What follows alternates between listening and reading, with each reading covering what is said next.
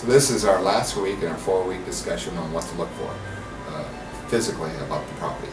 And we already talked about home inspectors. We already talked about our contingency time period, inspection period once we get into the escrow.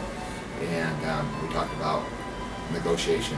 If you find something wrong with the property, there's your opportunity to negotiate to remedy the problem. And now we're going to talk about what we kind of left off last week about was, what if you get in there, you do everything right, you got your home inspector, he went in there, you had your contingency, home inspector didn't find anything, wrote a report, and so you took their contingency off the property, closes escrow, you get the keys, they get your money, you move into the house, and 2 months later, you find that there's mold in the walls, in the wood, and it's causing physical, and it's unhealthy, it's a bad situation. Now what? Now what? Well, it all depends. Oftentimes, the home inspector will have an arbitration clause built into the contract that you sign with the home inspector. And if that's the case, then generally you're going to arbitrate with the home inspector to see if he's going to help you with that. Let's just say there's $5,000 worth of damage to get the mold out of the house, to return it to its healthy condition. Well, if you have an arbitration clause, and most judges will likely tell you that you'd have to abide by that, then you'd arbitrate with your home inspector. I'm not sure whether or not the seller would be involved at this point.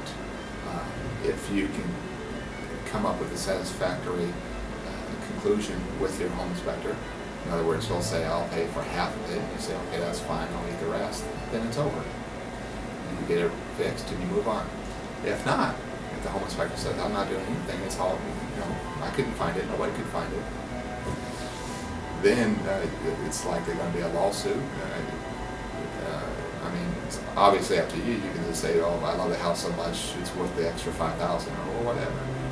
However, most people will say, no, the home inspector missed it, I'm upset. Did the seller know something about this? Did we have a seller's disclosure statement? Should he have known something about this? And then it's likely going to turn into a lawsuit. And then everybody's likely going to be involved. You'll have an attorney that will likely sue the home inspector, the seller, whoever else. Obviously, that's what you're trying to avoid. That's the nightmare that you are trying to avoid. You want to find out all the issues with this property so that when you move in, you're good. There's no issues. And sometimes that's maybe impossible because there's something that's really so hidden that nobody's going to figure that out. And however, the seller who's lived there for, we're thinking, for a certain amount of time, maybe should know. Maybe he doesn't even know. Maybe it's something that's so hidden. So sometimes perhaps it's unavoidable.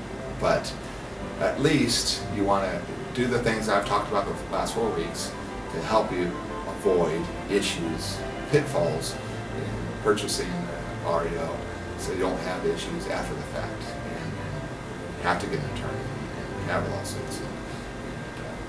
Again, you want to make sure you get a qualified, certified home inspector. Make sure that you have your contingency, your time periods for inspections in place, and then go forward. So that's the best thing to do. Thank you very much.